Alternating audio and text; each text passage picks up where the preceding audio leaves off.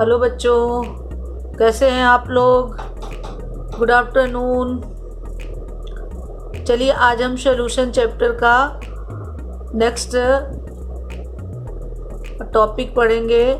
Next article ideal and non ideal solution. Ideal and non ideal solution आज हमको पढ़ना है, ठीक है। तो what is the meaning of solution, हमने पहले ही आपको बताया है। The binary solution, the solution which contains solute and solvent, it is called as solution. Binary liquid solution, here we have to discuss about binary liquid solution, and it is classified into two types, ideal solution and non ideal solution. कोई चीज़ ideal है मतलब वो सारे rules regulations को follow करता है, तो हम उसको कहते हैं आइडियल है। तो यहाँ पर देखिए आइडियल सोल्यूशन और नॉन आइडियल सोल्यूशन दो टर्म आया है। पहला हम पढ़ते हैं आइडियल सोल्यूशन। आइडियल सोल्यूशन क्या होता है?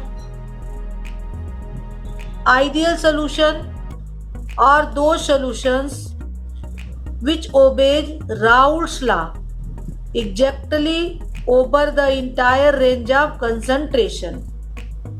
Exactly over the entire range of concentration, यानी जो आप सॉल्यूशन बना रहे हैं जब तक उस सोल्यूट का कंसंट्रेशन चेंज होकर के सॉल्वेंट के साथ मिक्स हो रहा है तब तक वो राउल्ट्स लॉ को फॉलो करता है। जैसे मान लीजिए suppose the solution are formed by mixing of two components which are identical in molecular size, structure and have almost identical intermolecular forces. कोई सॉल्यूशन बन रहा है, यदि उस सॉल्यूशन को हम टू कंपोनेंट से बना रहे हैं और वो component identical in molecular size, structure and have almost identical intermolecular forces, तो ऐसे सॉल्यूशन का उदाहरण हम लेते हुए देखें कि उनके इंटरमॉलिक्यूलर फोर्स में इंटरेक्शन या अट्रैक्शन क्या होता है। देखिए the interaction between the intermolecular the attraction या intermolecular attraction between the component A B. A is another component and B is another component, that is solute and solvent, ठीक है। तो ए बी का interaction जो है same as intermolecular attraction between pure component A and B B. यदि हमारा component यदि pure अवस्था में है और वो आपस में मिक्स होकर के सॉल्यूशन नहीं बनाया है तो उस कंपोनेंट में भी आपस में इंटरेक्शन या अट्रैक्शन होगा। तो यदि कंपोनेंट ए है तो ए में अट्रैक्शन होगा और यदि कंपोनेंट बी है तो बी में अट्रैक्शन होगा, और जब वो सॉल्यूशन बना लेगा तो ए और बी दोनों में अट्रैक्शन होगा। तो जो ए और बी का इंटरमॉलिक्यूलर अट्रैक्शन है वो सेम होगा as the attraction between A and B in ideal solution. Thus, according to Raoult's law, you know that PA is equal to P naught A x A and PB is equal to P naught B x B. Where this you can say PA and PB are the partial pressure of this component A and B. Now total pressure P is equal to PA plus PB. Thus you can write here that P is equal to P0A plus P0AXA plus P0BXB. So in this way you can find here that the ideal solution have following characteristics. Number 1, heat change on mixing is 0. यदि हम component को mix करते हैं उस समय heat change 0 होगा, that is delta mixing H is equal to 0 because there is no change in magnitude of attraction forces in the two component present।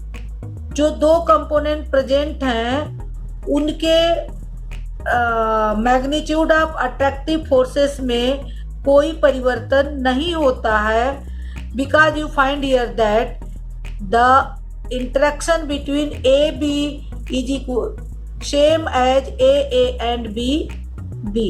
That's why you can say here that delta mixing H is equal to 0। Now the second characteristic is that volume change on mixing is 0,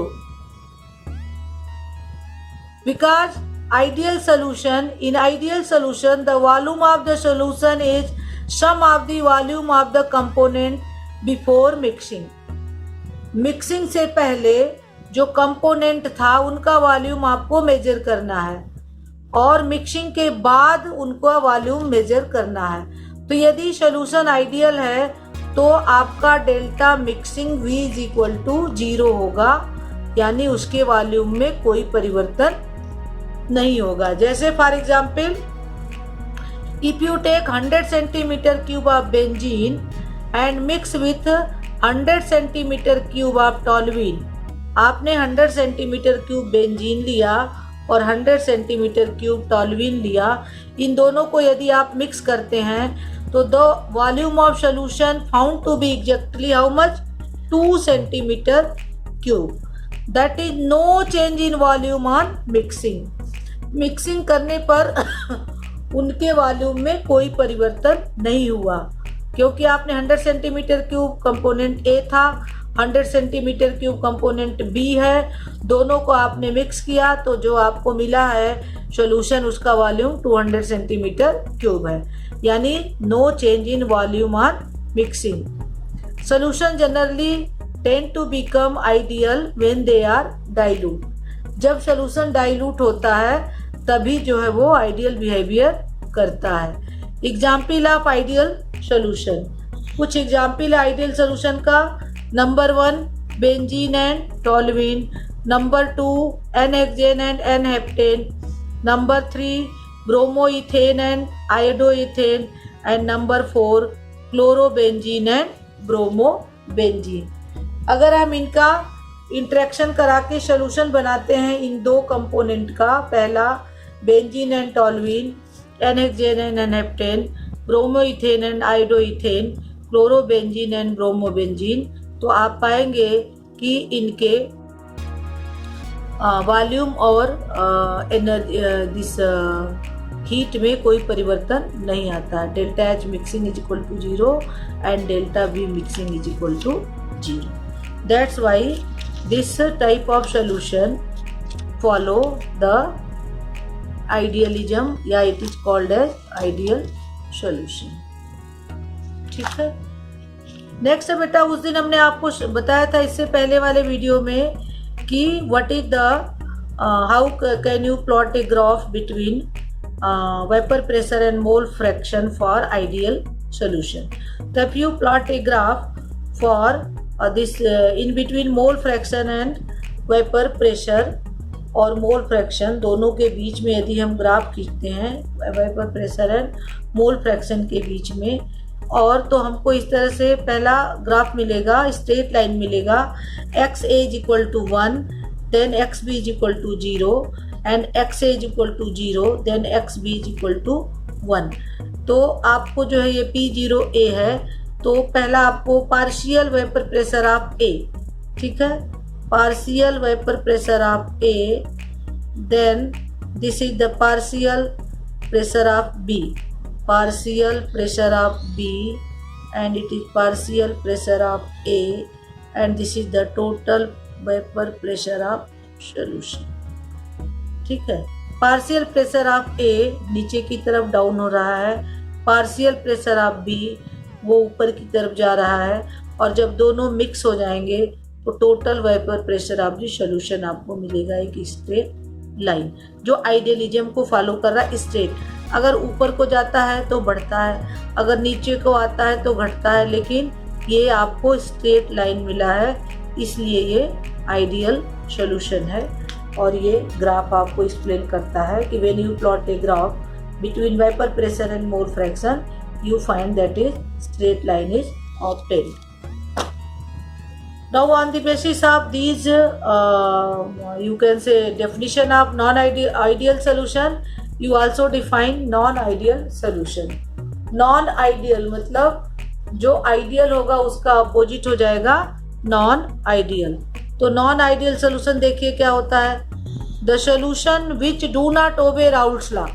Ideal solution Raoult's law obey कर रहा था, अब non-ideal solution क्या होता है, the solution which do not obey Raoult's law over the entire range of concentration are called non-ideal solution. Therefore such solutions, इस solution में, therefore in such solution you find that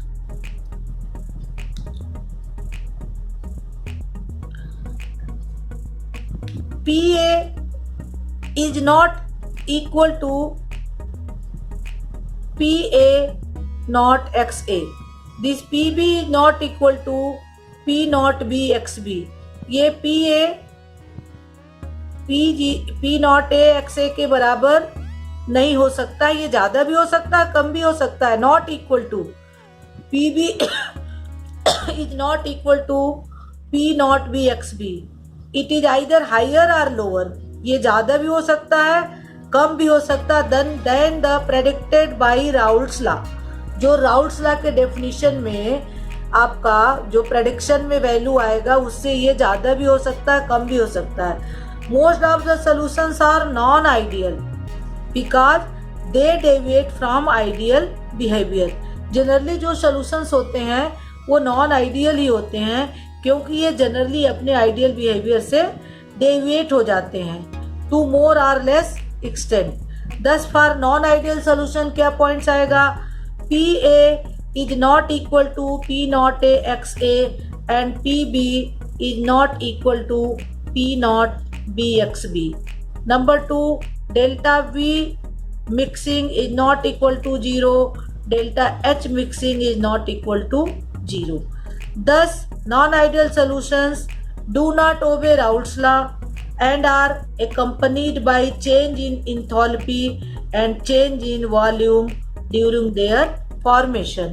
तो यहाँ पर बच्चों हमने आइडियल और नॉन आइडियल का definition पढ़ा और राउल्ट्स लॉ कैसे ओबे करता है, राउल्ट्स लॉ ओबे नहीं करता है, डेल्टा एच मिक्सिंग की वैल्यू क्या है, डेल्टा वी मिक्सिंग की वैल्यू क्या है.